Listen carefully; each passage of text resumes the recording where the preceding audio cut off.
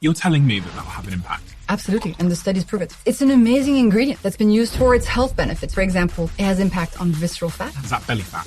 Yeah, it's the fat that's really bad for you. Yeah, you're not supposed to do that, Steven. Oh, gosh.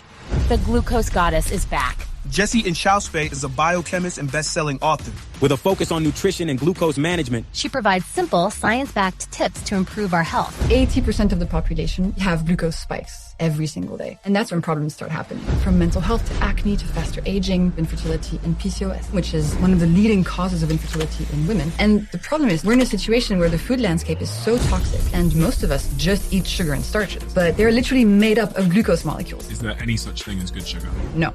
So even all the fruit that we find today in supermarkets is not natural. Some people believe that if the sugar is coming from a fruit, for example, in a fruit smoothie, that's good sugar, but that's a total lie. And your body doesn't differentiate whether the sugar is in a fruit smoothie or the sugar is in a chocolate cake. Are there any foods that have surprised you when you tested them? Yes. I think the biggest ones are...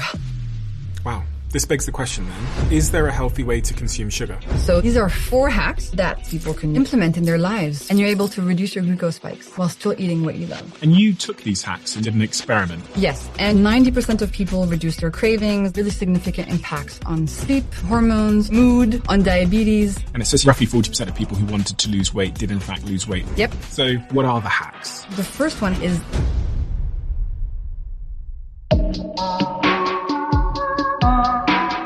Jessie Inchauspé, the glucose goddess. We spoke 2 years ago, and in that time, I feel like there's been a real glucose revolution, much of which has been led by you. Your books have sold millions and millions and millions of copies around the world. Your conversations online have millions and millions and millions and millions of views, more than I could possibly count. What's going on with glucose? The thing is, glucose has always been incredibly important to our health, but it's been going on behind the scenes. But now, with the technology that we have, glucose monitors, new science, we're actually able to get a real good handle on it and understand our diet through that lens. So most of us, Steven, have unhealthy glucose levels. To give you an example, 1 billion people in the world have either type 2 diabetes or prediabetes. 1 billion. And that number is increasing every single day. And then in people who don't have any health issues, up to 80% of the population still has glucose spikes every single day. And this leads to lots of symptoms, from mental health problems to fertility to acne to faster aging. Glucose is really important, and I'm really happy that we're talking about it more.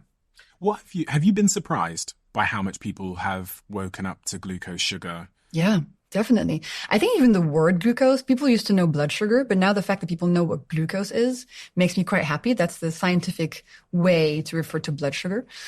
It's surprising, but the thing is, like, I'm on the inside. I'm working every single day to make sure people know what glucose is. So it's like, you know, when you put the frog in the water and then you slowly boil the water, you know that image, and the frog doesn't notice the water is boiling? That's how I feel, because I've been doing this for 5 years now. So I can tell now, if I compare today to 5 years ago, there's been a huge shift, but I've been looking at it every single day, day by day, and the increase has been very gradual. How do you define yourself? There's this sort of name you go under, the glucose goddess, but professionally, if someone says, what do you do? How do you define that? I say I'm a biochemist.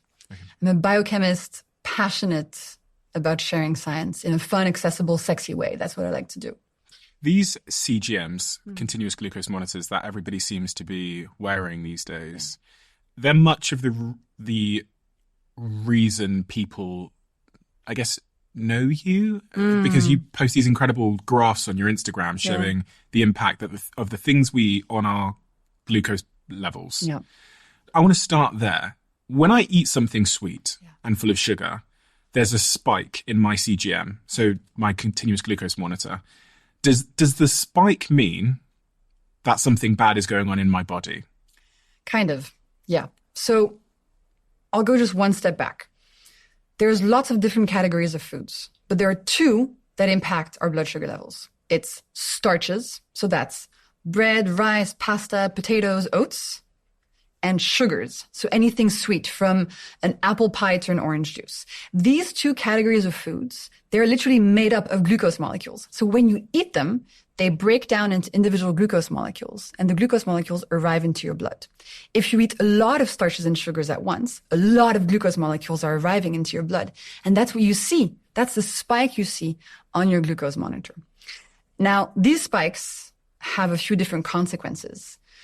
You know, having a few spikes here and there is not a big deal, but if you have really big spikes, which I think most of us are discovering we have, even if we don't have diabetes, that's when problems start happening. And there's basically 3 processes that take place in your body when you spike. It's chronic fatigue of your mitochondria, aging, glycation, and then insulin release. And I can go into detail into these, but these are what underpin all the negative consequences of glucose spikes. So start with that first one. Okay. The mitochondria. So there's these little factories in your cells that are in charge of making energy. You must have learned this at school. You know, the mitochondria is the factory of the cell. These little mitochondria are constantly trying to make energy for your body. And they turn glucose into energy. So you give them glucose through food, they turn it into energy, and then your brain uses the energy, your heart to pump, your ears to listen, your eyes to see. Your whole body uses this energy.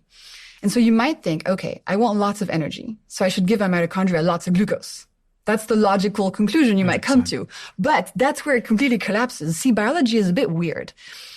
Take the example of a plant. Do you have any plants at home? I do, yeah. Okay. Are you able to keep them alive? My cleaner does a great job of keeping all of them alive. I have a super hard time. But the reason I'm bringing up plants is because you know that plants need some water to live. But if you give them too much water, they drown and they die. The human body is kind of the same. Some glucose, amazing, steady energy. Too much glucose, and your little mitochondria start freaking out.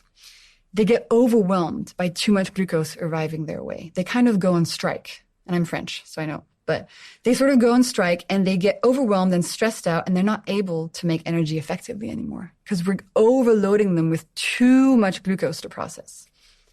And as a human, what do you feel? You feel chronic fatigue. You wake up, you're exhausted. Thinking of going to the grocery store or picking up your kids is super tiring. There's this energy system in your body is just kind of broken. But you keep eating carbs, you know, a croissant, some bread, something sweet, but you keep being more and more tired. That's your mitochondria dysfunctioning. So that's the first thing that happens when you spike. You get tired. Your mitochondria get stressed out. And one thing that's interesting is that sometimes when we eat something sweet, especially in the morning, like an orange juice, we kind of feel a sense of like a rush of energy. You know, you have a big glass of orange juice and you sort of perk up for a sec. Most people think that that is energy. What's actually going on is that sugar releases dopamine in the brain. And it's the pleasure molecule. It's the same molecule that gets released when you have sex, when you play video games, when you do illegal drugs. Sugar releases dopamine. It's pleasure. It makes you kind of feel awake, just briefly. But actually, that's not energy because on the inside, your mitochondria are being damaged. So we're being tricked by sugary foods. And when we're tired, we often reach for something sugary to perk us up, but it doesn't work on the inside. So that's the first thing. Your mitochondria gets stressed out. And as your mitochondria get stressed out, they also release what's called free radicals, which is something that increases inflammation in the body. And inflammation is really nasty thing. We'll get to it in a sec. The second thing that happens when you spike has to do with a chicken cooking in the oven. So if you put, you're looking at me weird, but let me explain. If you put a chicken in the oven, it goes from pink to brown, right? You've seen this. It cooks. This process of cooking is called glycation. It's the process of browning or of cooking. Same thing when you toast a piece of toast, for example. The interesting thing is, a human being, from the moment we're born, we're slowly cooking in that same way on the inside. We're slowly glycating. We're slowly browning. And then when we're fully glycated, when we're fully cooked, we die. That's why when you look at the cartilage of babies, it's white. And if you look at the cartilage of somebody who's 90 years old, it's brown. They've cooked on the inside. And every glucose spike increases, you're looking at your skin. Yeah, I'm looking on the outside. We'd have to like open you up and look at your cartilage color. I've got about 10 minutes left. No, Steven. And every glucose spike increases this process of glycation. So much so that glucose and glycation, they kind of sound like a similar word, glucose glycation. It's because it's glucose doing the glycating. So every glucose spike increases glycation, increases cooking, accelerates aging. And this shows on your skin. You get wrinkles faster if you glycate more, and also on the inside, your organs slowly get damaged. So, glucose spikes, mitochondria get tired, you age faster. In response to this, your body knows, Steven, that a big glucose spike is not good for you. Your body knows that it has to do something to try to get that glucose level down.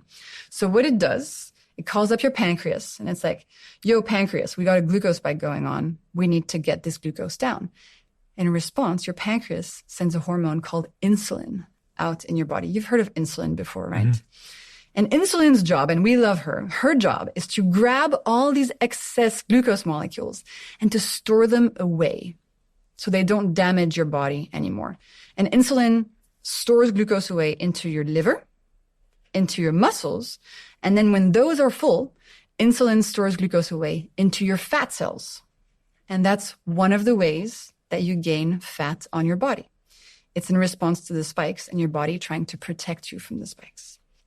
The problem is, insulin itself has consequences and is the driver of type 2 diabetes and insulin resistance. So to answer your question, yes, when you see a big spike on your glucose monitor, there's some of that going on. And the more spikes you have, the harder it is going to be for your body to manage your spikes.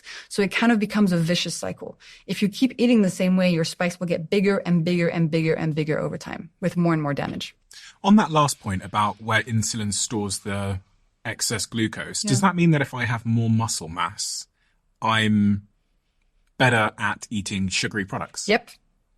And that's why if you really love cookies, the best time to eat them is right after you work out or right before you work out, because your muscles are really hungry for glucose all the time. And the bigger your muscles are, the more you use them, the more they're going to capture some of that glucose for energy. Okay, so me and my partner, we both go to the gym. She is significantly smaller than me in every way. She's short, she's lean. I'm bigger than her. I have more muscle mass. That means that if I have one cookie and she has the exact same cookie, then her glucose response is going to be potentially significantly different to mine. Yes, potentially. So if you just look at muscle mass, since you have more muscle mass, you'll be able to handle that cookie better. But there's so many things that influence glucose response. For example, your level of hydration, how stressed you are, your microbiome, your genetics, what time of the month you're in when you're female, how well you've slept last night. I mean, there's a few factors. So if you were just to compare your spikes to hers, you couldn't really draw any conclusions because there's so many confounding variables. Those confounding variables, give me a window into some of them and why they matter and how they have an impact on my glucose response. So I think muscles is a really good example, right? If two people eat the same exact cookie, the person with more muscle mass is going to potentially see a smaller glucose spike because their muscles are going to absorb more of that glucose and faster.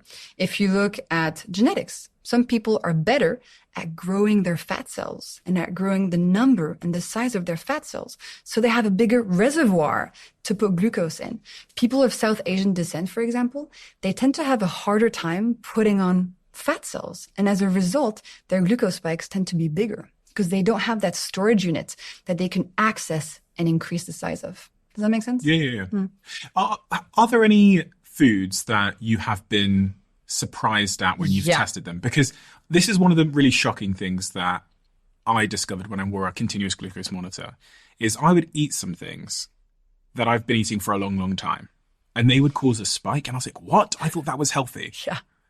But what are those things, I guess, for the surprising ones? Yeah, the surprising ones, not just for you, but for people that message you and go, oh my God, Jessie, I've been lied to about my tomato ketchup. Okay, I think the biggest ones are honey and grapes. Okay. So grapes first. You think it's a fruit. It's healthy. It's natural. It's good for me, right? Well, actually, all the fruit that we find today in supermarkets is not natural. It is the product of human breeding for thousands and thousands of years to make them extra sweet, extra juicy. In the same way that humans have been breeding dogs from the time of the gray wolves into chihuahuas and golden retrievers. These are not natural types of dogs. We've bred wolves into these dogs. Fruit is the same thing. We've bred species of fruit to make these beautiful grapes without any seeds and just this little pocket of sugar. And so a grape, when you look at it, actually, it's just a big dose of sugar. It's in the fruit format, so people think it's good for them. But actually, when it comes to your glucose levels, it's just big glucose spike. So those are really surprising. All fruits? It varies, right? So for example, berries are lower in sugar, so create a smaller spike. But any tropical fruit like bananas, mangoes, papayas, and then grapes also, those are really high in sugar. Yeah. But the thing is, a piece of whole fruit is okay because it has fiber in it. The real problem comes when you denature that piece of fruit and you turn it into a juice, for example, because then you're removing that protective fiber and just extracting the water and the sugar. Yeah, I've not drank a glass of juice since starting this podcast because so many people I've spoken to have told me that it's just like drinking sugar water. Yeah, it's just like drinking a can of Coke. But people think, well, it comes from a piece of fruit, so it's natural. Orange juice comes from oranges. Therefore, it's good for you because it's natural. What they don't realize is that the sugar in a can of soda is also natural. It comes from sugar beets or canes. So if you're really looking at the source of the sugar, you realize it doesn't matter at all. They all come from plants. What matters is the concentration and the medium that the sugar is in. I understand grapes causing a glucose spike because when I taste it, it tastes sweet. But there's some things that I eat that don't taste sweet that cause a glucose spike. And those are the things that I think lie to me. Like bread? Like bread. Yeah. Like rice. Yeah. Well, the thing is, glucose is actually not sweet. What you're tasting in fruit is fructose. So let me explain. So starches like bread, pasta, rice, potatoes, oats, those are starches. Those are literally millions of glucose molecules just attached hand to hand like this. That's a starch. It's just a long chain of glucose. When you eat the starch, poof, it turns into individual glucose molecules, raises your blood sugar, even though it doesn't taste sweet. In a piece of fruit or in sugar, you're not eating starch. What you're eating is sucrose, a different kind of molecule, which is half glucose, half fructose. Yeah. So when it breaks down, it gives you glucose and a spike, but also fructose that tastes really sweet, but doesn't raise your blood sugar levels that much. So again, on the other side of the coin then, are there foods that taste sweet but don't have an impact on my glucose? Yes. Sweeteners. Stevia, aspartame, things like that. So you're saying that I should put sweeteners in my food as opposed to sugar? Well, I think people need to realize that even though sweeteners are not super good for us, right? Of course, it's better to drink water than a diet soda. The diet soda is better for you than the regular can of soda with the 30 grams of real sugar in there. I personally would never have a can of real soda. I would always have the diet soda. Always, always, always. Because those sweeteners don't raise your blood sugar levels, okay? They don't create that big spike and that big insulin spike and then the drop. Is there such a good thing as good sugar? Is there any such thing as good sugar? No. People often believe that if the sugar is coming from a fruit and is for example, in a fruit smoothie that they might have in the morning, that's good sugar, but that sugar that's in a cake is bad sugar. So people tend to compare these two and say, oh, well, I'm having a fruit smoothie that's good for me, but oh, that chocolate cake would be bad for me. That's a total lie. It's all the same molecules. The molecules in that fruit smoothie and the molecules in that chocolate cake are the same. It's sucrose. It's the same stuff. And your body doesn't differentiate whether the sugar is in a fruit smoothie or the sugar is in a chocolate cake. So all sugar is the same. Even, honey, agave, maple syrup, all these things that have these health halos because of marketing, it's all the same molecules. So I recommend that people just have the sugar that they like best. Don't think that one is going to be better for you than the other. And have all sugar as dessert. So that fruit smoothie, that's also dessert. It's not super healthy because it comes from fruit. It's just like the chocolate cake. And is there such a thing as good sweeteners and bad sweeteners? Yeah, so there's a few categories. So the ones that seem to be really fine for us are stevia, monk fruit, and allulose. The ones that have been linked to quite a few health issues are aspartame, maltitol, sucralose. So, for example, aspartame, you usually find it in soda. Whereas stevia, you might buy a little packet at home and put it in your tea. That being said, the aspartame is still better for you than the real can of Coke with the 30 grams of real sugar. So stevia is something that I shouldn't be No, stevia is good. Yeah, you shouldn't be too concerned. Do you use stevia? I don't put any sweeteners in anything. I don't put sugar in anything either. So I'm trying to stay away. When we have coffee, it's just black coffee. You don't even eat chocolate? Of course no. Chocolate, maybe not so much. Maybe that's not my thing. But what's your sweet thing? Carrot cake. What's your sweet thing? Oh, chocolate. I love chocolate. Like my favorite is like chocolate ice cream with a chocolate brownie and chocolate sauce and chocolate sprinkles. Anything chocolate. That's not very glucose goddess. Well, here's where you're wrong, Steven. Okay. I'm actually not anti-sugar. What are you talking about? No, I love sugar. I eat sugar, I eat carbs all the time, but I want people to know what I know, which is how and when to eat those things. That's the end of the podcast. Thank you so much for coming. It's really, really great to see you again. No, but seriously, we need to learn how to eat these things because they're so delicious in a way that's less bad for our health. It's not about cutting them out. That would be a diet. I'm not pro diets. I'm pro knowledge. And I want to make sure people are not having sugar and dessert for breakfast. Sweet cereal in the morning and orange juice. That's dessert. Anyway, I'm all about just trying to empower people with the information so they don't get trapped by these marketing lies. Are we meant to be eating the amounts of sugar that we eat, though? Because, are we meant to be eating any sugar? What does our sort of evolutionary history tell us about our relationship with glucose? I think fruit is something we're meant to be eating, but the fruit that used to exist was less sweet and harder to digest and more fibrous. And then in terms of starches are totally fine to eat. The problem is today, most of us just eat sugar and starches. We've completely lost touch with the nice proteins and the organ meats and the fiber and the healthy fats. We're in a situation where the food landscape is so toxic and is so just starches and sugars that people are getting sicker and sicker and sicker. And it's addictive and it's cheap. So we're in a very difficult situation. And that's the situation that, the GLP-1s are trying to solve. We're in a pickle. We are in a pickle. Are you optimistic about the pickle we're in as it relates to sugar and glucose? I have to say yes, because the amount of transformations I see in my readers is really encouraging. People are reclaiming their health, getting power over it, understanding food again. But we've got a lot of work to do. And I can do my work educating people from the ground up on these hacks, but we also need systemic change. We need policy. We need governments to get involved. And we need to find ways to make healthier food because we're just killing the population right now. It's really terrible. So talking about some of the consequences of a high glucose diet. One of them you mentioned earlier when we were talking about glycation is aging. Has anyone ever done any research to prove that a high glucose diet is associated or correlated with increased or accelerated aging? I mean, yes, because we see that the people who eat the most sugar get the most diseases.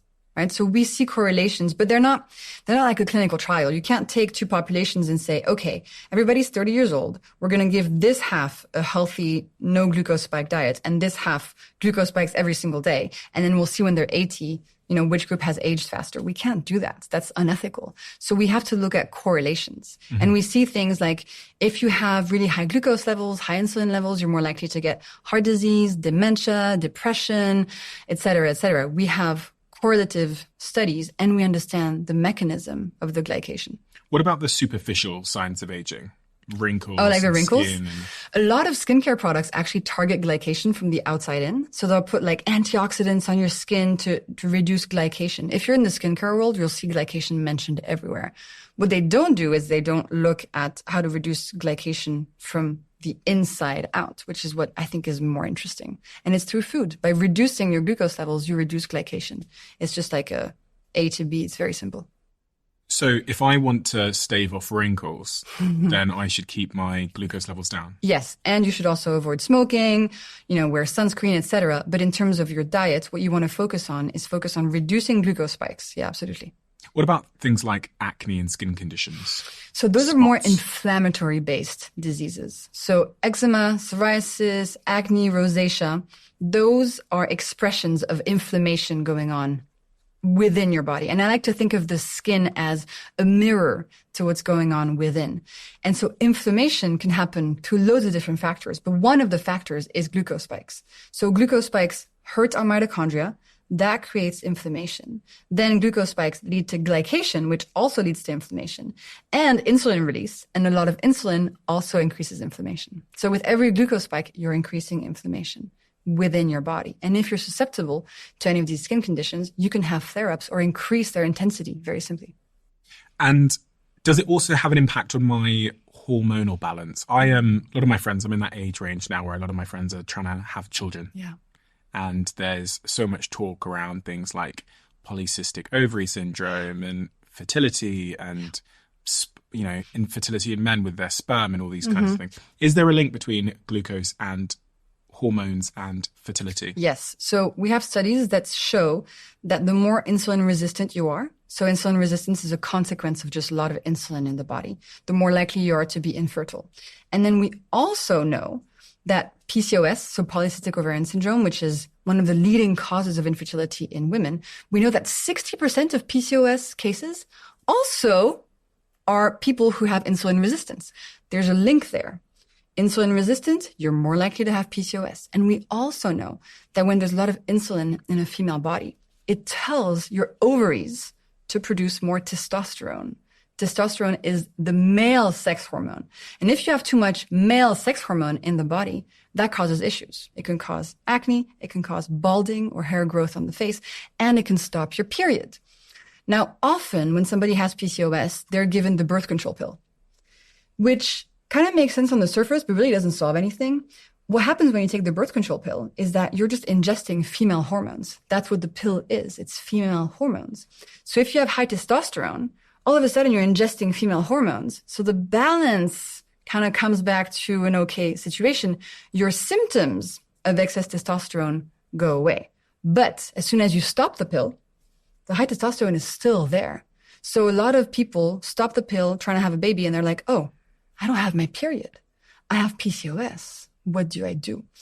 So one recommendation I have is if you have PCOS, look at your glucose spikes first. It's not the only reason this can happen, but very often when you fix your glucose and insulin levels, the symptoms of PCOS go away.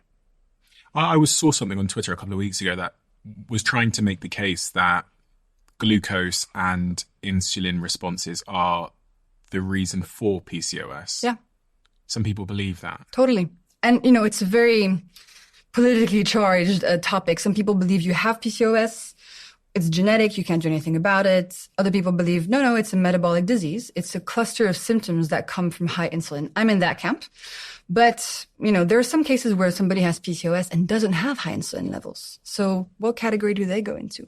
The thing with PCOS, Steven, is that it's not a real condition. It's like a cluster of symptoms. So some people could have PCOS and have cystic ovaries and balding. Somebody else could have PCOS and have, missed periods and hair growth on their chin. So it can take different forms. So I think we're starting to understand there are variations of PCOS, and some are in the insulin resistant category.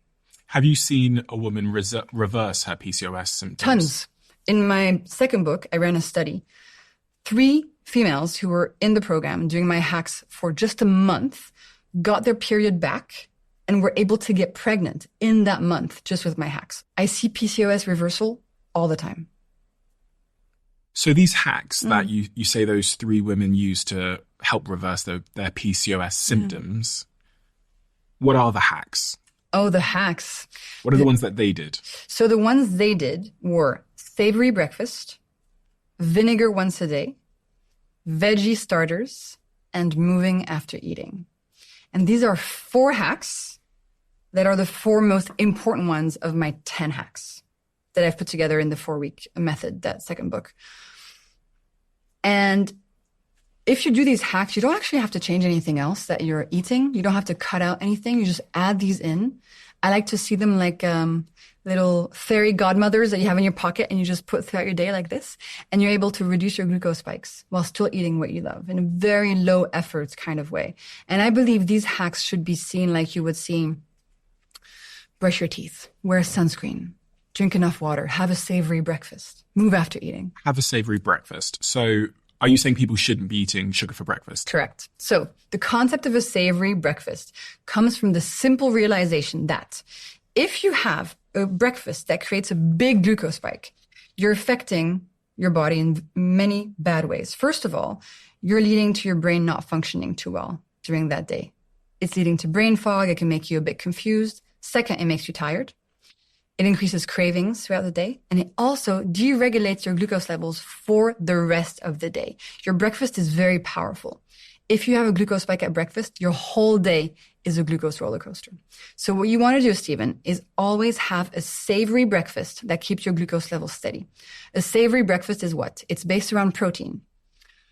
Eggs, fish, meat, tofu, nuts, dairy, protein powder, dinner leftovers, okay? Protein. It's really important to have protein in the morning. Then you add some healthy fats, olive oil, butter, avocado. And then, if you want, for taste, you can add a bit of starch, like a piece of bread, for example, or some potatoes. Importantly, a savory breakfast contains nothing sweet. No cereal, no muffins, no orange juice, no granola, no fruit puree, none of that. It's really key. Sugar in my coffee? No. No. If you want sugar, have it as dessert after a meal, after lunch or after dinner. Because after your lunch and after your dinner, you have lots of food already in the digestive system. So any sugar you put in afterwards is going to impact your glucose levels less. You said that if I have something sweet for my breakfast, I'm then going to be on a glucose roller coaster. Yeah. Why? Because glucose spike, then insulin comes out and your glucose drop. Then your glucose are low. Here, you get really hungry. You have a lot of cravings. When our glucose levels are dropping, scientists have shown it increases the activity of the craving center in our brain. So it goes like, Steven, eat some sugar. And you can't control that. So what do? You reach for more sugar. Bam, another glucose spike. And then you just continue your whole day like that. So you sort of put yourself into a corner if you start your day with a spike. And it's really difficult to get off that roller coaster. Does that roller coaster last across days? Good question. Generally, during the night, it sort of resets. In my glucose test, I saw that when I go to sleep, it kind of flattens out, kind of goes quite low at nighttime.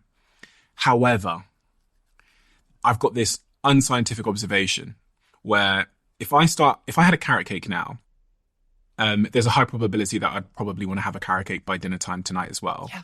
And then when I wake up the next day, I'm going to be more likely to go for the carrot cake again. Mm-hmm. And if I zoomed out on my life, say the whole 12 months of a year, there will be maybe like this little week or two in clusters where maybe there's a couple of months in between, and then there's this 2-week fucking splurge again, where I find it really hard not to reach for something across multiple days. Yeah. Now, I'm not sure if this is in my head. I think there's a few things going on. One, the taste is really addictive. So you get addicted to getting that taste and getting that dopamine. Don't forget there's the dopamine rush in your brain. Mm-hmm. Second, with every glucose spike, you're actually deregulating your hunger hormones. So you have more cravings, you're hungrier, and yes, this can totally last for a few days. And I think thirdly, if you have the carrot cake at home for a few days, maybe you're just more likely to reach for it because it's there. But I feel similarly to you.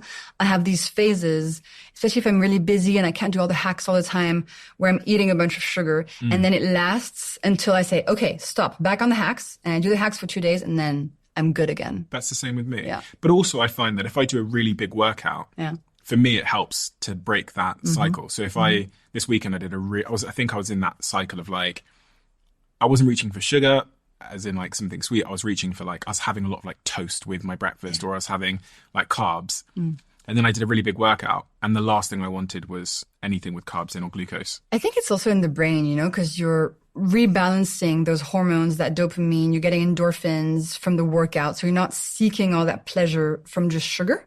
Okay. I think if you're in a cycle where you're just getting dopamine from sugar, it just becomes addictive. And you have to do stuff in your life that allows you to feel good in your brain without having that sugar. So maybe I got the dopamine from the workout instead. Totally. And so I kind of shifted the source of dopamine. So that was the first hack, which is the savory breakfast. Super key. By the way, if you just do one hack, do this one. It is a complete game changer. And a savory breakfast should keep you satiated for 4 hours, which is a long time. Most people get hungry again 2 hours after they have breakfast. So make sure you're having enough protein in your breakfast to stay full for 4 hours. Okay. On that, what if I fast? Totally fine. Make sure the first meal of your day is also savory. So it can be at 8 a.m., it can be at 4 p.m. I do not care, as long as the first thing that you eat is something savory.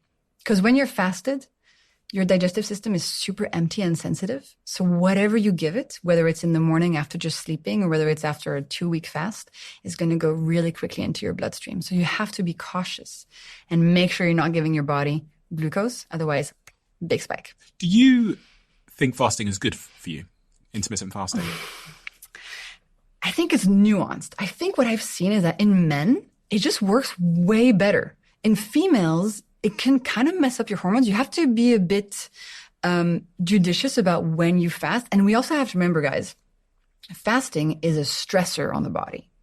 It is a good stressor, but it is a stressor. So if you have an intense job, kids to take care of, you drink coffee, you have, 3 times a week you do HIIT cardio, then you do a sauna, then you do a cold plunge, then you fast, your body is going to freak the fuck out. You have to dose these stressors in a way that is going to be manageable for your body. I see lots of women who do all those things I just mentioned, and then they're like, and I don't have my period, and I don't understand, and I don't feel good. I'm like, your body is freaking out.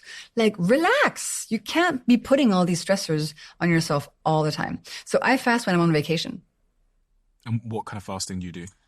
We'll skip a meal, we'll skip dinner, we'll skip breakfast, and it just helps your body clean up its dead cells, and it's really helpful.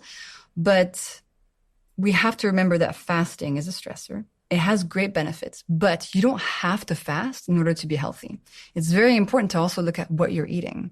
Because if you're fasting 16 hours a day, and then you're just eating junk food, it's not going to be helpful to your body. We have to do both in combination. Do you fast? Naturally. Yeah. So I haven't eaten today. What time are we? We're 1 o'clock. And I won't eat until... You've had a coffee? I've had a coffee this morning. Yeah. But I won't eat until, 4 p.m., 5 p.m., which will be probably, after I get back to the office and stuff like that. And you feel good? I feel fine. So that's the thing, right? My recommendation is if you feel great, yeah, fab. If you feel stressed out, if you feel lightheaded, if it feels hard, yeah, then don't do it. Your body can't handle it. It just doesn't cross my mind to eat. I don't know how people eat. It's amazing. Yeah. Then go for it. Live your life, man. Live your life, Steven. What about calorie restriction? Do you think much about that? I mean, it works, right? If you eat fewer calories, you're going to lose weight. But this is one of my favorite stories. Do you know how calories were invented? Maybe. Okay. They put it in a box and burnt it. They put yes, I told you that. Yes. So back in the day, to measure calories, what do you want to measure the calorie of? Tell me something. Tell me food. Carrot cake. Okay. Okay, so if we were back in the day, 100 years ago, and we wanted to measure the calories in your carrot cake, here's what we would do. We would take the carrot cake, put it in a box, then put this box in an aquarium filled with water. So you have the aquarium, and then inside you have the box with the carrot cake. Then we would light the carrot cake on fire inside the small box and measure by how many degrees the water in the aquarium increased in temperature. So we're just measuring the heat that is created when we burn the carrot cake. That is how we measure calories, by how much heat is generated when you burn a food. So if you were to put in that same box, 3 avocados, and you burnt them, you might get the same temperature increase in the water. So you might say, oh, this carrot cake and these 3 avocados have the same number of calories. But the thing is with the calorie thing, it's not actually telling you what's in the food. It's just measuring energy that dissipated when you burnt it. It's not telling you the carrot cake is going to lead to a big glucose spike, going to make you inflamed, age faster, release insulin, whereas the 3 avocados will keep you steady and feeling better. So 2 people can be eating 2,000 calories diet. 1 person can be eating in a way that keeps their glucose nice and steady. They feel good, good energy, fewer cravings, clear brain, not super hungry all the time. The other person can be eating just glucose spiking food and they're having a terrible time. They're hungry constantly. They have cravings, brain fog, insulin release. So calories are interesting, but they're not everything. We need to teach people about the molecules in their food. I find that to be a much easier way to try to eat a bit less if you're trying to lose some fat, is to just focus on your glucose levels, because naturally your hunger hormones will rebalance, you'll have fewer cravings, and it's much easier to eat less. Is there a story that you've been sent, or a case study from someone that's followed your work that stuck with you? Someone that's understood their glucose and had a big shift in their life? I imagine there's thousands, but... Yeah, there's many. I think there's 2 things for me. There's the pregnancy stories, because I think that's so touching, because I've had many friends go through difficult fertility journeys, and to hear people who were about to embark on really intense fertility treatments and just tried this and then got pregnant, I think that's really cool. And then second, I think it's the people who, there was this one guy, he's had diabetes his whole life. He's in his 50s, on lots of medication, and just thought he would lose a leg and lose his vision. That's what happens when you have type 2 for a very long time. And the thing is, his doctors had never explained to him why he had diabetes. They had just told him, take this pill and I take this insulin. And he read my book and he understood why he got diabetes in the first place. And he did the hacks. He was able to reverse his type 2 diabetes in 1 year. All his doctors were like, how did you do it? Doctors don't often have this kind of information. And then he sent me a long message saying, now I'll be able to see my grandkids' wedding. And I really thank you for that. It's so cute. I mean, we're all stuck in this vicious cycle of having this toxic food around us that's making us sick, but not understanding how to get out of it. And everybody wants to be healthy. That man, he was eating stuff that he thought would be good for him. He was eating like the low-calorie rice cakes and the fruit smoothies and the low-fat yogurts and all these things, trying to be healthier. But if you don't have the right information, you can't actually make a change. What would you say to parents? It's really interesting because I've had the experience of watching a lot of early parents over the last couple of months, and they care so much about their kids just eating something that often they'll give them something that is high in glucose. Does it matter? Because sometimes people look at kids and go, well, they're a kid. It won't have an impact on them. They'll kind of grow out of it. Yeah. Well, we'll make sure that they eat healthy later. We just need to make sure they eat something now. Listen, we used to think type 2 diabetes was a disease reserved for adults, and now 5-year-olds get it. It's very important to help your kids eat well so that they set up their body in a healthy way. One thing that I hear is, yeah, Jessie, I know I should be giving my kids eggs in the morning, but they just keep begging for the cereal and I can't say no. They won't let go. I have to give it to them. And I say, what if they were begging you for cigarettes? Would you give them the cigarettes? Like, you don't actually have to give your kids this food. It's hard, for sure, but if it's a priority for you, you can totally do it. Absolutely. And I think it's important to set an example, actually, because if you're having cereal and orange juice, it's going to be really hard for your kids to take you seriously. Like, come on, Dad, shut up. What do you think of giving kids orange juice? Oh my God, it's terrible. It's the worst. It's just terrible. It's a big rush of sugar.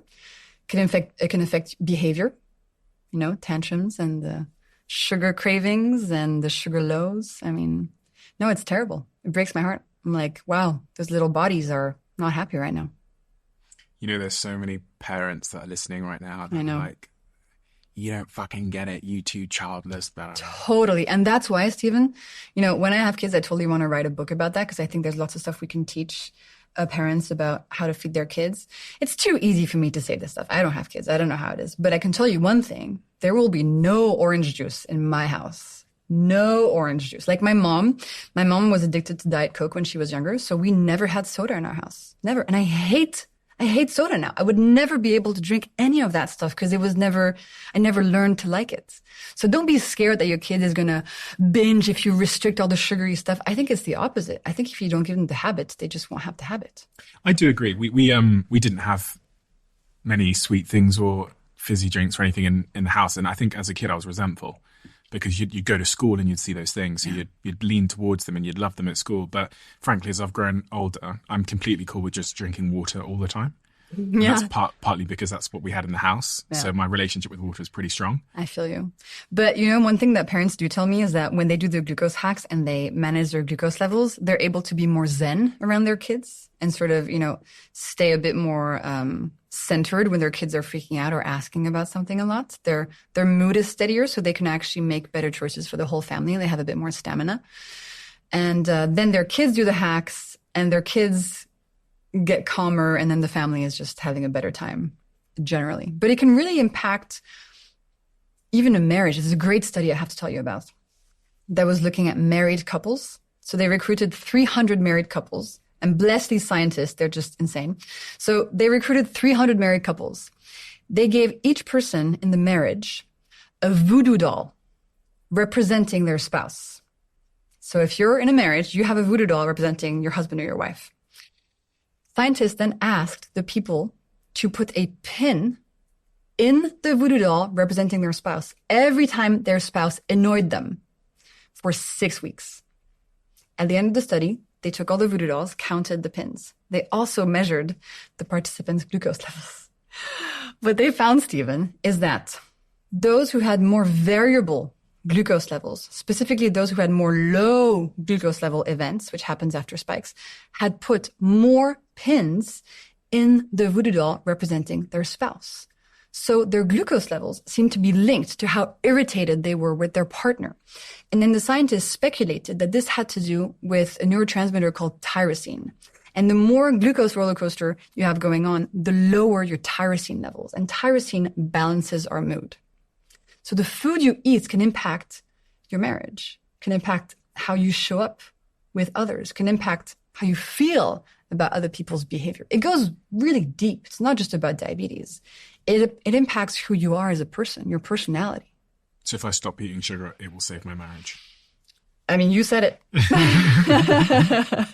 It's really interesting. I was thinking as you were talking as well about how glucose is linked to our sort of discipline more broadly. You know, you were talking earlier about parents and them being able to be more sort of disciplined and strict with their children and calm when they themselves get their glucose under control. But you think about all of our lives are shaped by the habits that we perform consistently. And for us to have good habits that are conducive with our health, our happiness, our success, then we need to be focused and disciplined and be able to reach for the right things, whether it's a dumbbell or whether it's our laptop. Yeah.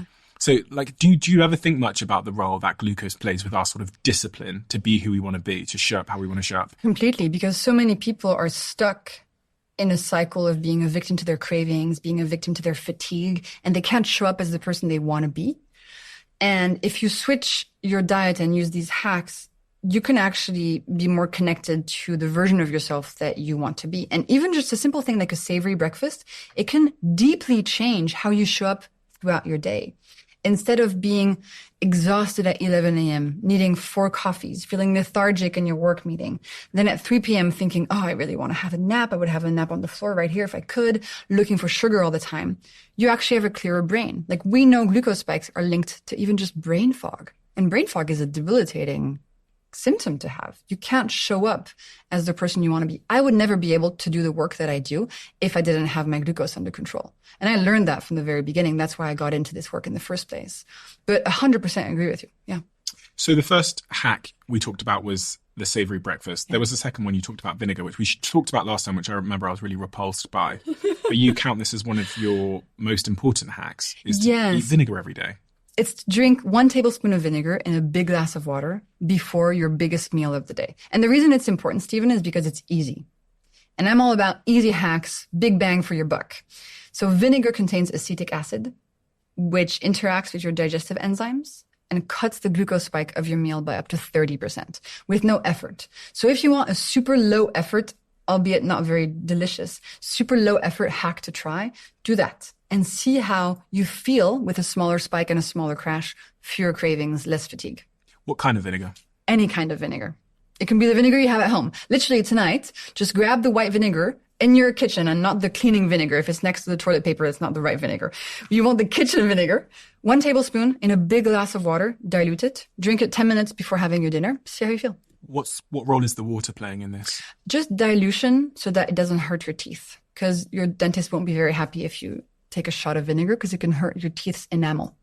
Okay, so that's hack number 2, and that's really to sort of line my stomach to...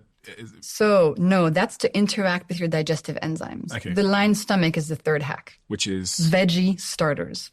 So all around the world, if you look at different cultures, you see this habit, this tradition of starting your meal with veggies. In Italy, antipasti. In France, crudité, raw vegetables at the beginning of your meal. In the Middle East, you start your meals with herbs by the bunch, right? Why are we doing this veggies first thing?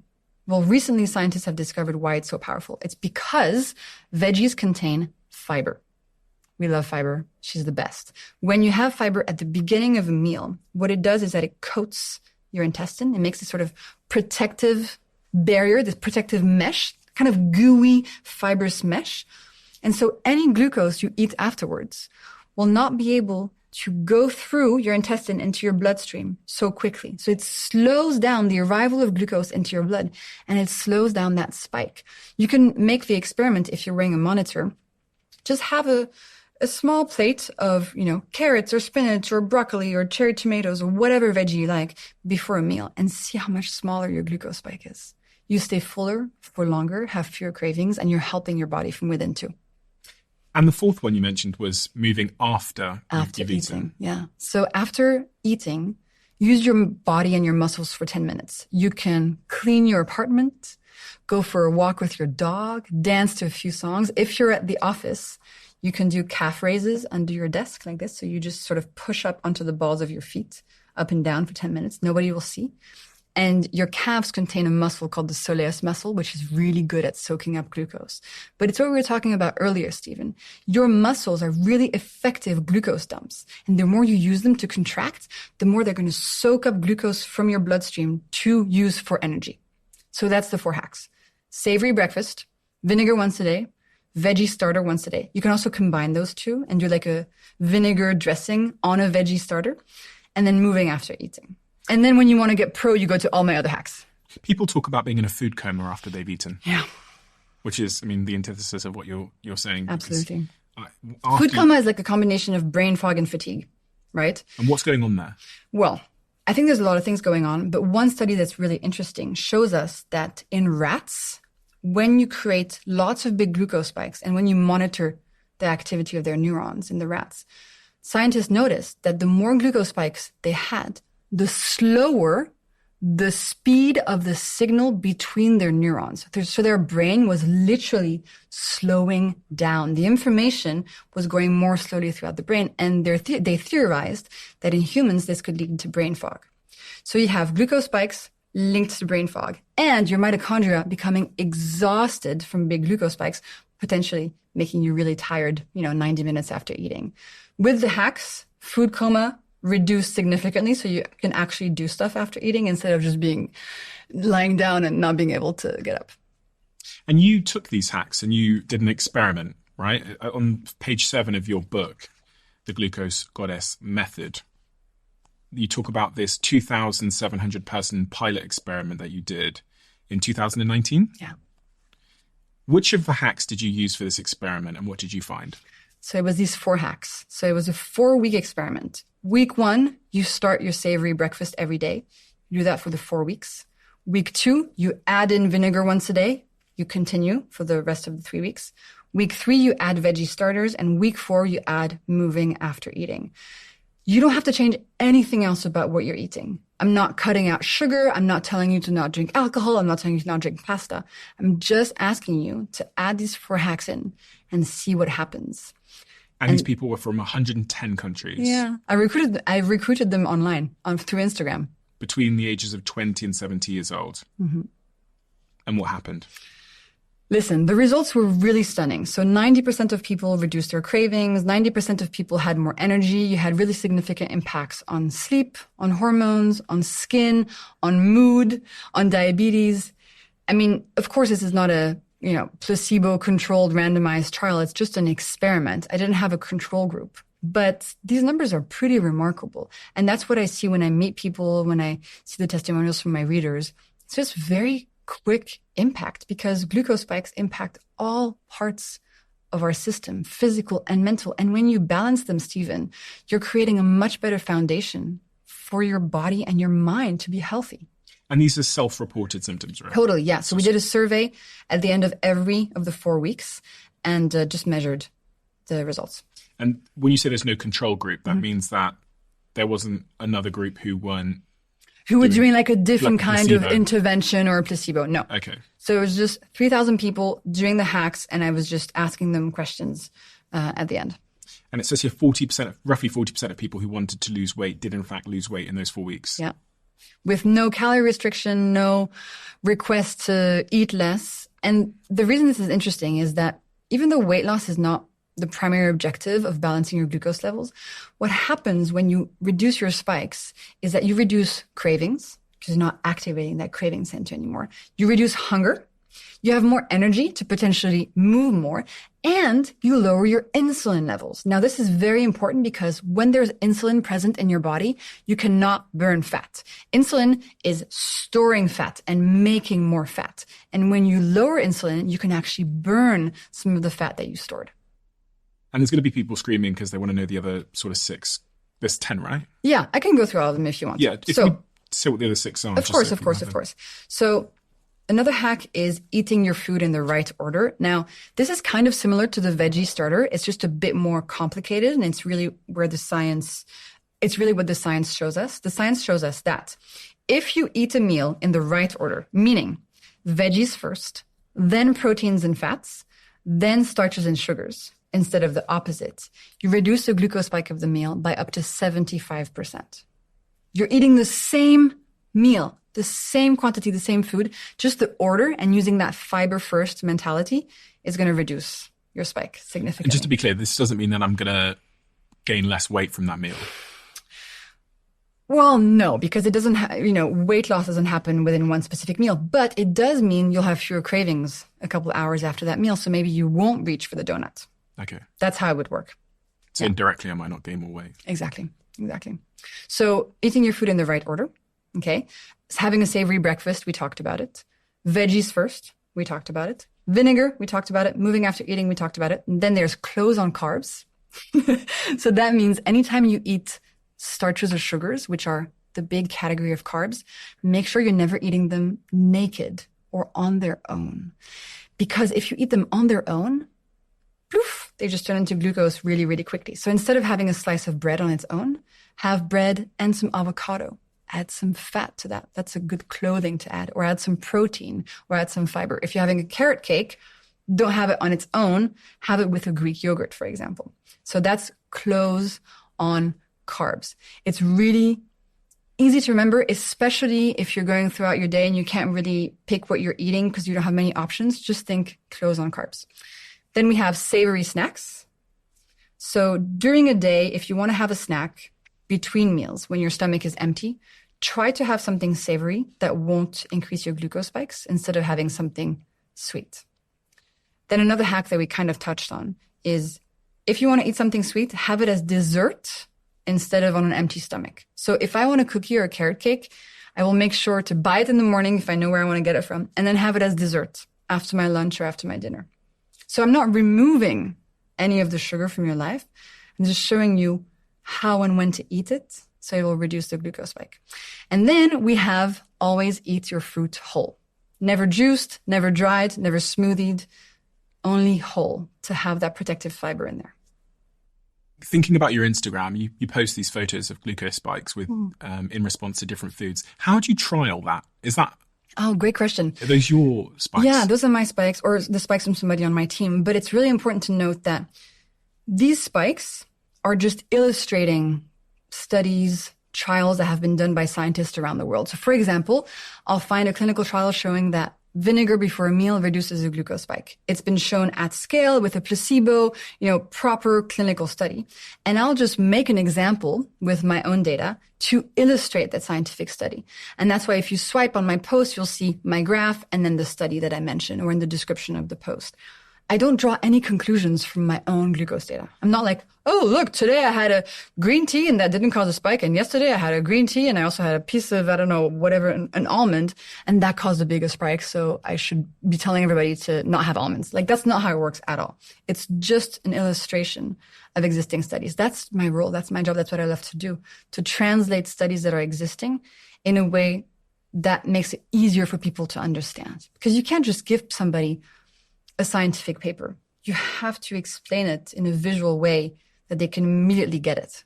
So of those visuals that you've made, is there some in particular that were most surprising to you or most shocking to you? Because I'm going to put some of them on the screen. So some of them that come to mind that were maybe had the biggest response from your audience, for example. Yeah, I think some of the ones that show traditional food combinations and how they're actually good for our glucose levels are fascinating. For example, grapes and cheese. So I'm French, and often when you eat like a big plateau of cheese, you'll have some grapes there to have with. And the glucose response shows us that if we had the grape on its own, it would be a bigger spike than the grape with the cheese. Not only is it really delicious, it's also better for your glucose levels because you're putting clothing on that sugary carb that is the piece of fruit. Or ham and melon, or rice and beans. All these traditional combinations cause smaller spikes than you would expect from the individual ingredients. That's really Quite fascinating. In terms of the most shocking ones, I think any glucose graph showing food order is really interesting. So for example, if you have salad and then pasta, which is much better for your glucose levels than having pasta and then the salad. Interesting. Yeah, and that's the food order hack going on. Do you know off the top of your head what your most engaged post has been of all time?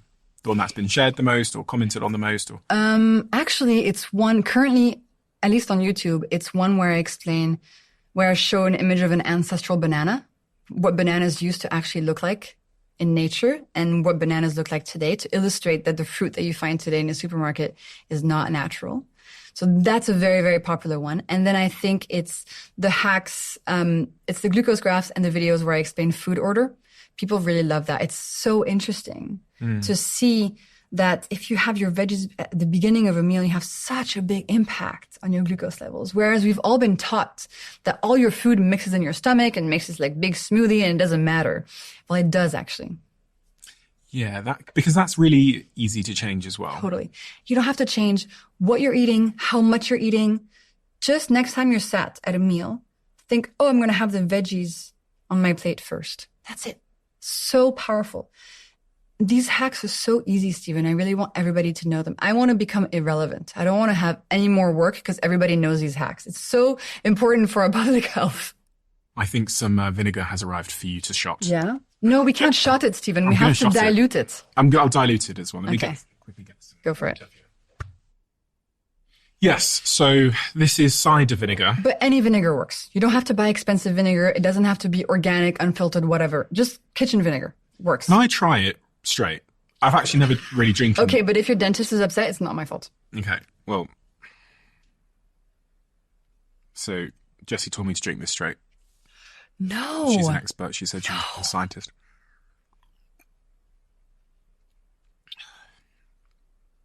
Oh, gosh. Yeah, you're not supposed to do that, Steven. No, I'm sorry. No, it's been really lovely going to... Imagine if... It's not that bad, but it's not something that I would do for fun. Yeah, but also if you want to have vinegar straight, you need to get higher quality vinegar. There's some vinegars that taste really, really good. But in our case, we're just trying to get the acetic acid, and we don't need high quality, expensive vinegar. We can just do like really cheap vinegar.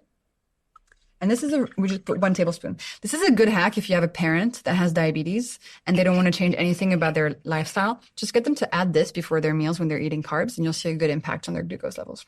Okay, so I'm mixing it like this. You didn't put much in there. I put a tablespoon. It's a tablespoon. And even that small amount, it looked like you kind of filled the lid. I filled the lid twice, basically, which is approximately 1 tablespoon, I think. Because this is probably like, this is half a tablespoon, I would say. Okay. I've done this before. And now you can't taste anything. You're telling me that will have an impact? Absolutely. And the studies prove it. I can't taste anything. Yeah. Maybe because I just had the big shot. Yeah, I think so. That's probably why. But Totally, Steven. I even meet people on the street, or like my readers and stuff, and they'll show me that in their purse they have a little bottle of vinegar they take with them. It's super easy. And I was very skeptical, and I think everybody was super skeptical about the vinegar thing until the studies were widely read. It's an amazing ingredient that's been used for millennia for its health benefits. But now we understand how it works. It has impact on visceral fat, on cholesterol levels, on glucose, and on insulin levels. It's a magical ingredient. It's super cheap. So have some vinegar, but be very careful. Now, a lot of big brands are jumping on this and are making vinegar drinks that have sugar in them. So you want straight vinegar. You don't want anything that has even a tiny bit of apple juice or sugar. Straight vinegar. You said visceral fat. Yeah. Is that belly fat? Yeah, it's the fat between your organs. It's the fat that's really bad for you. So you can have fat that is sort of on the outside of your body, and you can grab it. Mm-hmm. You can grab it and you can really pinch it. Speak for yourself.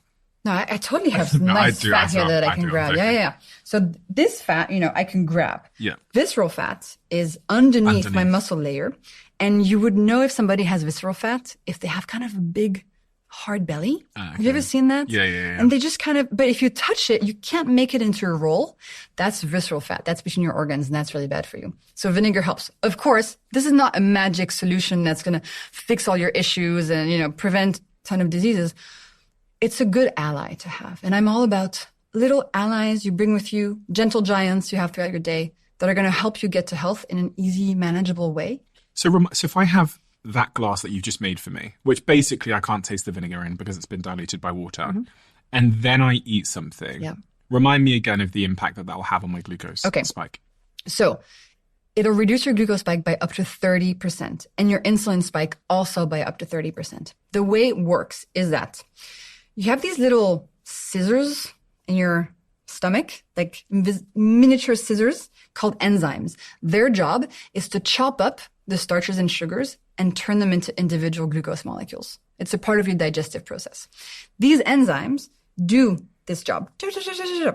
Vinegar will temporarily inactivate some of those little scissors, essentially slowing down how quickly the glucose arrives into your bloodstream. It's all about velocity.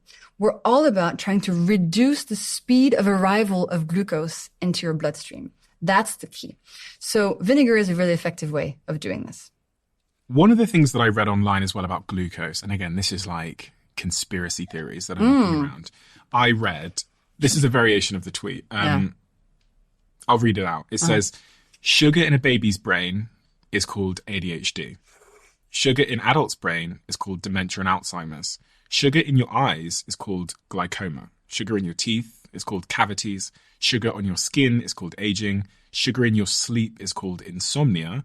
Sugar in your blood is called diabetes. Sugar on Wall Street is called $1 billion industry. Boom. I get the point. Yeah. I think sugar is definitely one of the main drivers of all these things, but there's other stuff going on, of course. But I like that. I think the Alzheimer's one is really interesting to talk about.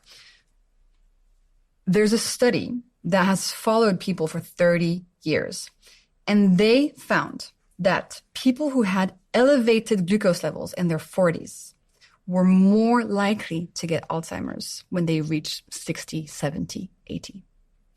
So having high glucose levels at midlife is a risk factor for Alzheimer's when you're older. Not only that, but scientists have started to see that some of the things you see in the brain of someone with Alzheimer's are actually similar to what you see in the body of somebody with diabetes, namely inflammation, glycation, and insulin resistance.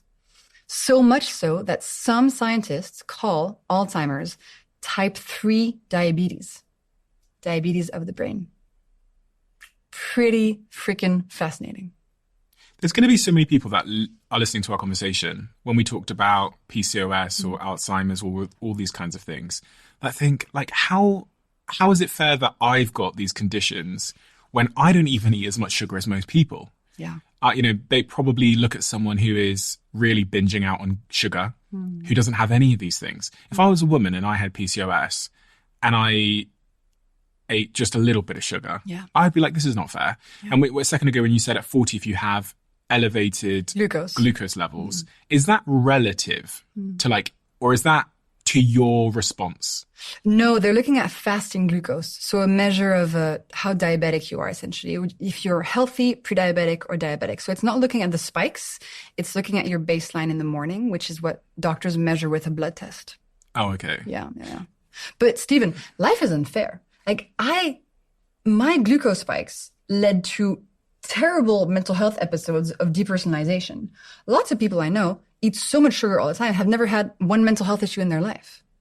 I don't have all the answers to that. We just know that on average, if you look at everybody, by reducing those spikes, you're going to reduce the likelihood of these diseases. But you see people who like smoke 2 packs of cigarettes a day, drink 2 liters of orange juice, and live to 120 with no health issues. And you have people who are perfectly healthy who get cancer at 25 and die. Like, I'm not God, I don't know. But what I do know is that in a lot of cases, when you have a condition that's linked to glucose levels and you apply these hacks, you can get relief or remission. That's all I know. Are there any societies where they just don't really eat sugar that you can think of? Or any sort of I think cultures? any culture, any country that's been globalized and now has access to like fizzy drinks and stuff, it's so addictive, that stuff. As soon as you introduce it somewhere, everybody starts drinking it. I'd love to do a continuous glucose monitor on like the Hadza tribe or something in Africa and see. Amazing. If they're like inflammation levels and stuff. Yeah, I would do continuous glucose monitor, but also fasting glucose levels, right? To just kind of see what their baseline is at. Do any of them have diabetes? Pre-diabetes or not at all? What's going on? But yeah, I agree. It's fascinating. You mentioned a term earlier that I've only ever heard used when talking about Ozempic, GLP-1. Yeah. What relationship does glucose have with GLP-1s, and what the hell is a GLP-1? It's so interesting. So in your digestive system, you have these little cells. They're called L cells. And they're like little sensors. And they just hang out there in your digestive tract, just like chilling and doing nothing. And then as soon as you eat and they sense food, they wake up. They're like, alert, we have a job to do. And their job is to release a substance called GLP-1. This substance then goes to different parts of your body and tells you that you've eaten enough food and you can stop eating. So for example, you're having a big plate of pasta. The starch goes into your digestive system. The little L cells sense the pasta. They're like, oh, we've eaten food. And then it tells your brain, Steven, you can stop eating. You don't have to eat another 5 pounds of pasta. You're satiated. Mm-hmm. And you become less hungry. Not only that, but GLP-1 also helps your body deal with that glucose spike. It says, alert, glucose is here. Let's put some of that glucose away into liver, muscle, and fat cells. So GLP-1 is a totally normal part of our physiology. It's been there forever. We all have it. But recently it's been kind of just taking advantage of. So there were scientists in pharma companies who said, hey, this GLP-1 thing is pretty cool. What happens if we give somebody 10 times, 20 times, 100 times more GLP-1 than they naturally have? What's going to happen? Let's test that. So they did that. And what happened was people's glucose levels started decreasing a lot because remember, GLP-1 puts glucose away. Second impact, people stopped eating. They were not hungry anymore. Appetite zapped. GLP-1 is a very powerful appetite suppressant, especially when you have it in massive doses. So the pharma companies were like, this is going to be a helpful drug. And first it was just for people with diabetes, okay, to reduce their glucose levels. Now it's been used for weight loss. Basically throughout the world. It's so popular. And you might think, oh, GLP-1 is so cool. It's helping people lose weight. For me, Steven, I'm like, guys, do you realize what's going on? Do you realize that we've had to invent a drug to prevent people from eating the food around them because the food around them is so toxic that it's making them sick? It's as if we found out that tap water was toxic and killing us. And instead of fixing the tap water being toxic, we invented a drug that made you less thirsty. How messed up is that? That we need this drug today to protect us from the food around us because the food around us is causing so many issues. So that's my little soapbox. But the GLP-1 drugs are really interesting because they cut people's appetite. So people lose a lot of weight. There's a few problems with those. First, up to 40% of the weight that is lost is actually muscle mass. They're not drugs that just make you lose fat. You lose cells from everywhere in your body. And muscle is really important for longevity, for health, for your glucose levels. And then when people stop taking these drugs, on average, they gain back 70% of the weight that they lost. And they don't gain back muscle. They gain back fat. So if you're on one of these drugs, you can actually end up in a worse situation when you stop taking it. So if you're on one of these, weight train 3 times a week. Eat a lot of protein to make sure you're not losing too much muscle mass. And I see this everywhere. Some people, they just need this stuff because they're so stuck in a cycle of not having access to good food and in a cycle of crisis, essentially. Their body is really broken, they're really sick, and they just need a way out. But to me, it's wild that we got to this point. Are you saying that you're not a fan of people taking Ozempic, or are you saying that you're not a fan of the environment that has caused the need or rise in Ozempic? I'm not a fan of the fact that we today need this to save people's lives because the food system is so toxic and messed up that the only solution is to stop people from eating the food around them. What's the solution, though? Is the solution you're proposing that the government regulates food more harshly? Yeah, I think it's regulation. It's also, these big food companies, the food industry, they need to be making money, right? They need to make sure their shareholders are happy. And the problem is most of them make toxic products that are full of sugar, but they would love to make products that are lower in sugar, but people don't like the lower in sugar products. It's just like a systemic issue we have to all fix together. We either have to say, okay, all food companies, nobody's allowed to put more than X amount of sugar in any product ever. And then we have to educate people and tell them, hey, anytime there's sugar in a product, that's dessert. That's not real food. We have to give people access to food. So many people live in food deserts and all they have is soda and processed frozen meals. It's a global, complicated problem. I don't have the answer to it, but I'm hoping that people are waking up and trying to make change happen. I was listening to a conversation this morning, funnily enough, in the shower. And in part of the podcast, they said there was one of the hosts who was trying to frame it as this kind of like sugar conspiracy theory. Yeah. And it's like processed food conspiracy theory where like Big Pharma are like all in on it. And there's like these evil people in this like tower or whatever. And then it was rebutted by the other host who basically made the case, which I kind of believe, that actually it's not necessarily this big conspiracy theory. It's really a case of incentives, like commercial incentives. And he explained that one of the leading soda brands that we all know and drink, probably the most famous in the world, they basically ran a study where they put different amounts of sugar into their drink to see what sold the most. Yeah. And the scientists there put like 30 grams in, 40 grams in, 50 grams, 60 grams in. Some people loved 30 grams, some people loved 60 grams of sugar. But the thing that resulted in the highest sell-through of this drink that we all know of was like 42 grams of sugar. So that's what they went with. Absolutely. And again, like, it sounds really, really evil, but when you just break something down to the incentives, a company has a key KPI, an OKR, and a metric of make more money. They are publicly listed. They've got investors. Exactly. They don't make more money, they die. Exactly. So that's their incentive. And if they find out that 42 grams of sugar in a drink is going to result in that goal being met, then that's what they're going to do. Totally, Steven. I used to think when I was younger that diabetes was sort of invented by the food industry and the pharma industry, because when you think about it, like it's a perfect disease, because when you have diabetes is caused by eating too much crap food over too long. And then once you have diabetes, instead of saying, hey, stop the crap food, they just give you medication that allows you to keep eating the crap food and manage your condition. And then you need more medication and you're eating more crap food and then you die. So I thought this is like the perfect conspiracy if Big Food and Big Pharma were like, how are we going to make the most money possible? But actually, it's way more complicated than that. It's a very tough situation. I don't have the answer, but I'm hoping that in my lifetime we'll see some progress, because I really do believe that the people in these companies, they want to do better. They don't want people to die. They don't want people to get sick, but they also have to make sure that the company is making money. So how do you bridge those two? That's a really interesting question. What about menopause? Interested in this. I've talked a lot on this podcast about menopause. Yeah. But is there any link between glucose spikes and menopause? Yeah. So unfortunately, once you go through menopause, your glucose response to the same food becomes higher. So your body is less good. I know you're making a sad face. I know it's difficult. Your glucose levels naturally increase. Your glucose spikes naturally increase. What I have found in the studies, which is interesting, is that in females going through menopause, when you reduce the amount of sugar in the diet and reduce their glucose spikes, you do get some relief from your symptoms, whether it's insomnia, hot flashes. You do see that food can impact how bad of a time you have when you go through this process.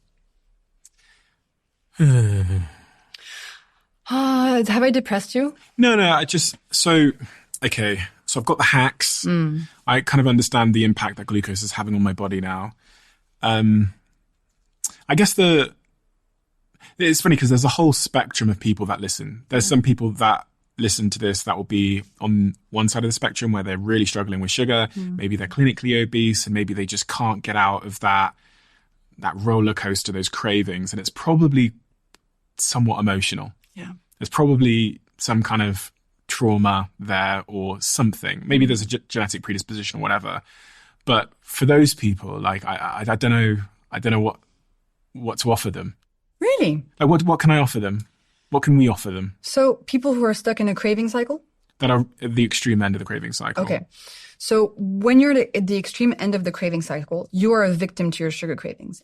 Throughout the day, you'll be like, I need sugar. You go grab it, right? Yes, this can be due to emotional factors, but also it probably means that you're on a big glucose roller coaster. It means you're activating that craving center in your brain multiple times every 2 hours. If before you eat something sweet, next time you have a craving, if you do one of these things, either you have a tablespoon of vinegar in water, either you have something else before it, a little bit of broccoli, some cherry tomatoes, a carrot, some almonds, something that's going to put some clothing on those carbs, you'll be able to get the dopamine from the cravings. You'll be able to get the dopamine from the sugar, but with less of a spike and less of a crash. So less activation of the craving center in your brain. And if you do this throughout the day, you're going to feel a little bit less urge for that sweet food. I don't think we can say these people are not going to benefit from studying their glucose levels. I think that would be misguided. You must have so many people that message you, though, that have just tried and tried and tried and tried. Yeah. Listen, for some people, like, they just can't do it. It's just hard for them. You know, they're in a difficult economic, social, relationship situation, and they just can't do the hacks right now. Maybe they'll be able to in a year.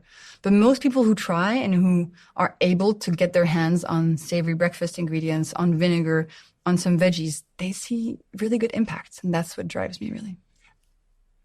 And I guess much of what might motivate them or give them the discipline to stick is, I mean, this is certainly the case for me, is getting really clear on why all this stuff matters.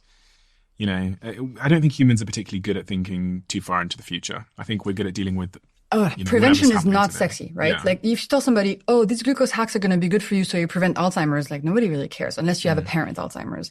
But this stuff, not only does it help you long term, but even just forget about that. It will help you feel better today, have fewer cravings for sugar today, have more energy today to go and get your to-do list done, sleep better tonight. That's the stuff that motivates people. And it's easy, Steven. It's easy. Savory breakfast, vinegar, veggie starter, movement.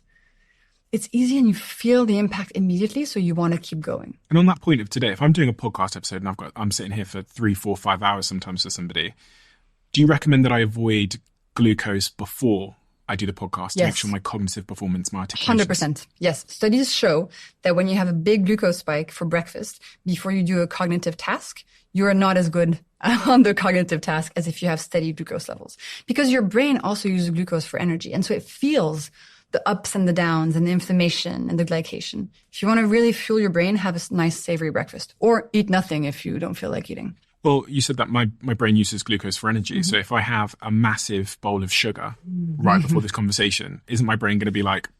No, it's like your mitochondria. It's like the plant. Some glucose, steady supply, good. Too much glucose at once, stress. Stress in your mitochondria, stress in your body. Too much water at once in a plant dies. You want to make sure the supply is nice and steady. The variation is what causes issues. You gave me this blue tube that's in front of me. What is this? It says anti-spike formula.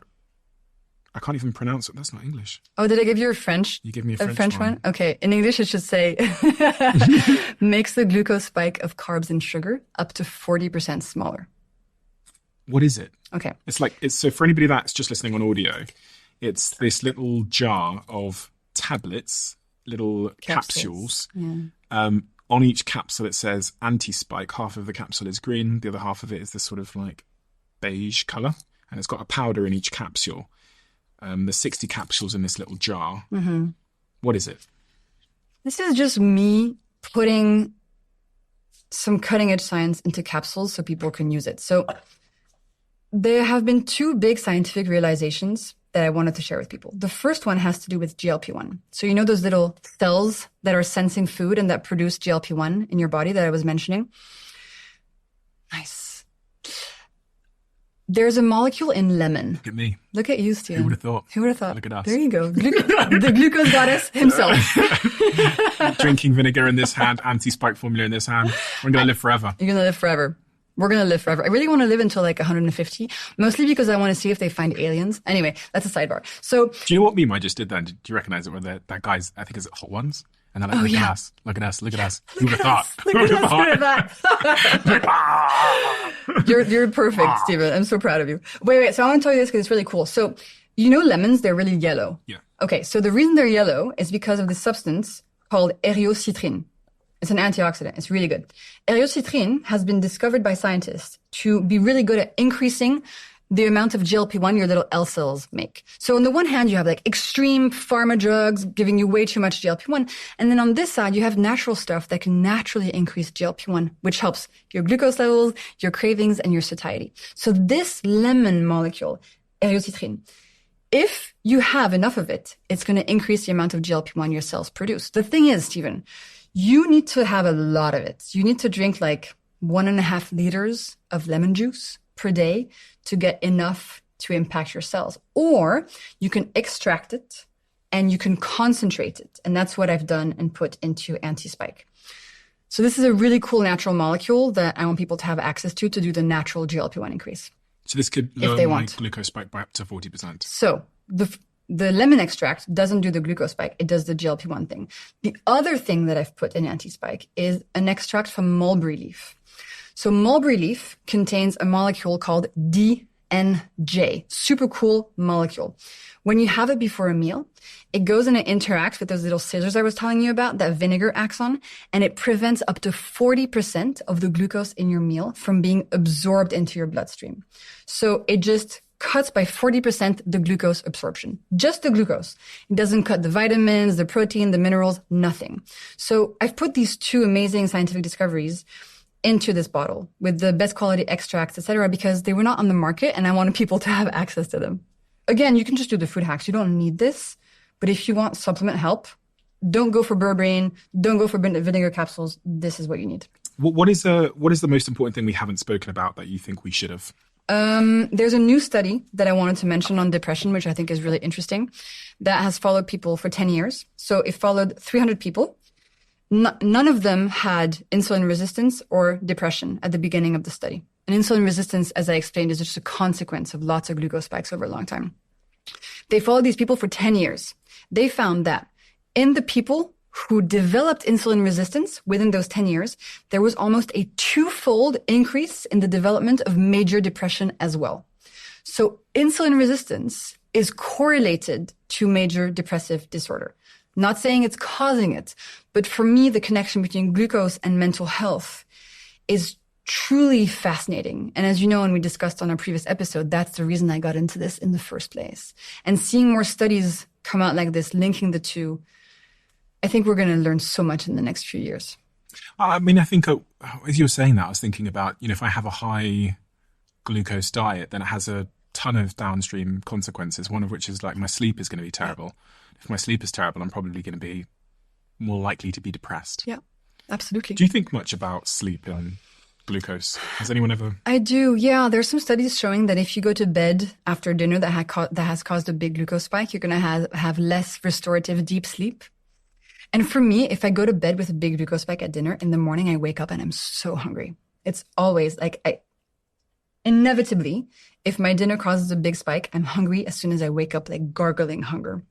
So I think sleep and food are more related than we think. And then if we're tired, our glucose spikes will be higher the next day, which means we'll have more cravings. Because if your body's tired, it can't manage glucose as effectively. In fact, another study I want to mention, which is really cool. So you're a coffee drinker now. Mm-hmm.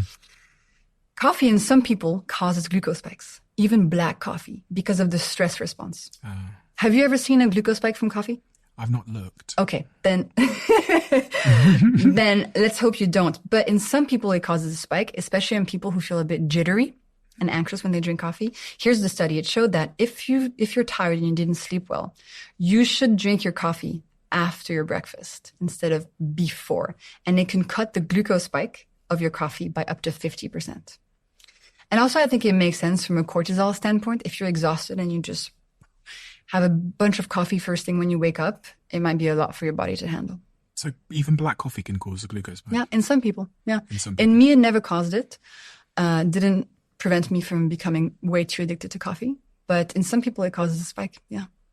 Have you stopped drinking coffee, did you say? Yeah, 31 days ago. I'm like tracking the days. Really? Yeah. Why? Yeah. Because it was a habit that I was dependent on, but that didn't serve me. And I knew this for years. Every time I had a coffee, I then didn't feel so good. And I was like, why did I drink that coffee? The crash is really intense for me. My brain is very sensitive to stuff. So it would just make me have a bit of brain fog. I would not think super clearly. But yet every night when I went to bed, I would be dreaming about my flat white in the morning. And it was something I really wanted to solve. And I don't know why, a month ago, I was drinking coffee. I was like, that's it. That's the last one for a while. And then I didn't have one the next day or the next day. And then after 5 days, you just don't even want it anymore. And what have you noticed since you've stopped drinking coffee? It's so much easier for me to fall asleep at night. Like I just get in bed and within 10 minutes I'm asleep. Whereas before I would think and be in bed and just, think about stuff, have lots of thoughts and just spend an hour awake, essentially. And then my brain works better. I don't have those big bursts of energy where I would get super productive and like get all my shit done. But I feel more consistent throughout the day and I feel more like myself. I think that's the biggest part. And I feel proud of myself for having done this. I know it's not a huge deal, but for me, it meant a lot. I've been trying to drive this coffee conspiracy for so long and no one will take it. What's the conspiracy? I just think it's hailed as this like superfood and this super drink that really has no impact on us other than if we drink it past 12 o'clock, then it's going to impact our sleep because the half-life of it is 12 hours. So, but I just think like something that has such a big, clear, positive impact, or at least in the short term of productivity focus, that people are so dependent on in culture must be at somewhere having equal and opposite cost. What's weird is that all the studies show that people who drink more coffee have fewer diseases. I know, it's like... It's so weird. How could this be? Because I live by a principle that everything has like an equal and opposite cost. I think that's like Einstein's theory of relativity or whatever. I've totally butchered that because I have no idea about anything to do with physics. But just this idea that you can't... Isn't it like E equal MC squared where it's you basically... I don't know even what I'm talking about. Look at me. Mass and energy. Yeah, you can't destroy Every energy. force has an opposite effect. Yeah, like equal and opposite effect. Yeah. And so with coffee, okay, if it brings me really, really up and it really makes me focused and productive, then there must be an equal and opposite downside somewhere. Maybe the downside is just you spend a lot of money on it. I don't know. But it can't be. That's not like, it's not like a financial... There's got to be... Listen, maybe it's just one of those things that's actually not too bad for us. I don't know. I think one of the downsides is that people often put a lot of stuff in their coffee, like sugar, oat milk, things that are not good for you. You know, oat milk is pasta juice. Anybody listening, oat milk is not good for you. It's just starch. So maybe that's the downside. I don't know. Oh, I don't believe it. There's got to be. Because, you know, again, looking at all the studies, longevity, health, disease, weight loss, you know, everything, it says it's this super thing. But maybe we're not focusing. Don't you think it disconnects you a little bit from yourself? Maybe that's the downside. Is that you're less grounded, you're less in your body, you're a bit less authentically you. You get a bit more like supercharged. Yeah, supercharged. Maybe that's why. Maybe that's the downside. Maybe it is. Maybe people just value the downside. Totally, because in our society, we love this stuff. We love just being in our brain and having a big to-do list. How are you dealing with all this attention? I'm in a good place now, but it was really tough because I'm such a sensitive person. At the beginning, I had no idea what I was doing. I had like a Google alert set for my name and I was getting things every day. Yeah. Nobody teaches you how to deal with this stuff. True. You have to learn the hard way. Yeah. So now I protect myself. You know, I don't read anything and my team filters stuff to me that's important. And all in all, like the quote unquote attention, I just keep coming back to the fact that, you know, I believe in what I'm doing. It's helpful. It's easy. I see proof every day that it's helping people. It's scientific. It makes me happy. And so all the noise, you know, all the haters and stuff, you just kind of, it's part of the package, I guess. I think you're, you know, having met you and spoken to you for a long time on and off. We go way back now. Tell me about it. You are one of the most well-intentioned, pure, wonderful people I have ever met. And in fact, when I saw that we were having this conversation today, I think oftentimes it's a good gauge of the person because I was really just excited. It was like expansive knowing that you were coming here because you're such a beautiful soul and human. Oh. And so anybody writing bad things about you, I just think just doesn't understand who you are as a person. And that's okay. We forgive. Thanks, Stephen. It's so kind of you to say. We have a closing tradition on this podcast where the last guest leaves a question for the next guest, not knowing who they're leaving it for.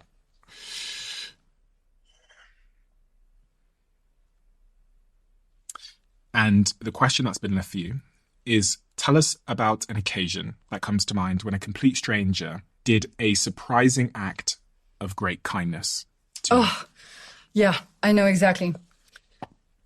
It was a year and a half ago. I was in London, and it was just before this book was coming out. And I was in a phase where, you know, when you get burnt out and it's just a lot. And I was like, why am I doing this? I just want to quit. And I got into a black cab, Stephen.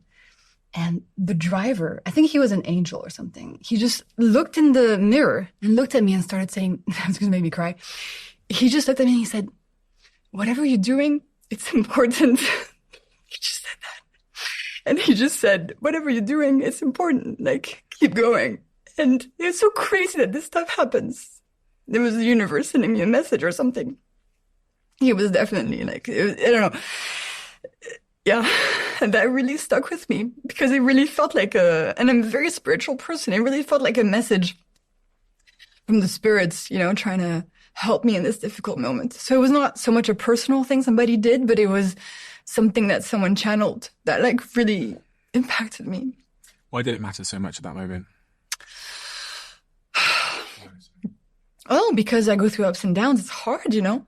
It's hard to drive this idea, this project by myself, and to manage all the people and to care so much about the placement of the fucking broccoli on the cover of the book. And it's a lot. It's a lot of stuff that I care about so deeply. And sometimes it just eats at you. It's so much. It's so much. And I think it mattered to me so much when he said that, because it felt like, okay, there's something going on that is beyond what we understand, beyond what science understands. This was a message from the universe. This person I didn't say a word, Steven. I didn't say a fucking word. And he said that to me. Yeah, I mean, it's what I took from what you said is just how a total stranger saying a couple of words can really have such a tremendous impact. Like, and I interpret it as like a message from God, but actually whatever. Maybe he says that to everybody. Maybe, but regardless of the fact, there's something so beautiful about how you never really know at any given moment what anyone's going through. And just a couple of well-placed words can have such a profound impact in, just imagine, like, so say, though, this is exaggerating the scenario slightly, but you were really going to quit. Yeah.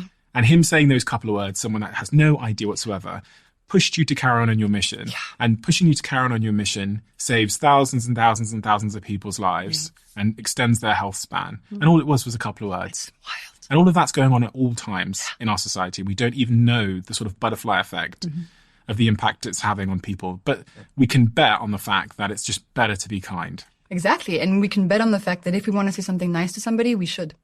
You know, when you see somebody in the street on crutches or whatever, just say, like, get well soon. That kind of shit is powerful. Just see them, you know? It's just being seen, I think, which is so powerful because you get into your own head. Jessie, thank you. Thank you so much. I'm very, very excited by your anti-spike formula. Very, very excited. And my partner's going to be thrilled when I bring this home. So thank you for that. You're welcome. And I highly recommend, because this book is so beautiful and it's been such a smash hit all around the world. I think it sold more than 3 million copies or something staggering like that. So congratulations on all your success. Long may it continue. And I have to say, what you're doing is important. Aww. So please do keep on doing it. Thank you. You're going to make me cry again. You're the worst. You always make me cry. No, I don't do anything. What are you talking about? Always give me bloody vinegar. Thank you, Steven. No You're worries. The best. Thank you so much. Appreciate it. Thank you for being here. I appreciate you. Thank you.